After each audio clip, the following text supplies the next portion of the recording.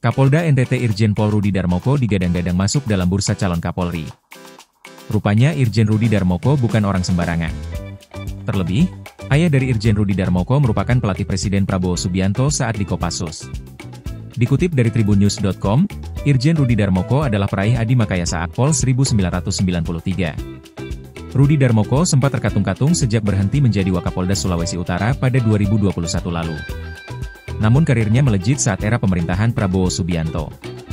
Pasalnya, Rudi Darmoko diangkat menjadi Kepala Sekolah Staf dan Pimpinan Lembaga Pendidikan dan Pelatihan Kepolisian Negara RI. Selama berkarir di Polri, Rudi Darmoko telah menerima beberapa penghargaan. Salah satu penghargaan yang pernah diraihnya yaitu Tanda Kehormatan Bintang Bayangkara Pratama.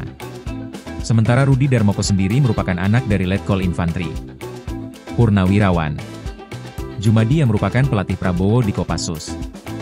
Letkol Infantri Purnawirawan Jumadi juga adalah pengurus Ikatan Pencak Silat Indonesia, IPSI.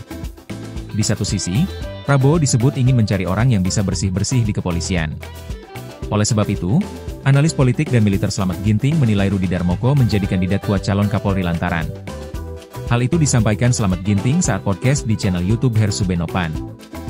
Slamet Ginting mengatakan Prabowo ingin mencari lulusan terbaik untuk menjadi calon Kapolri.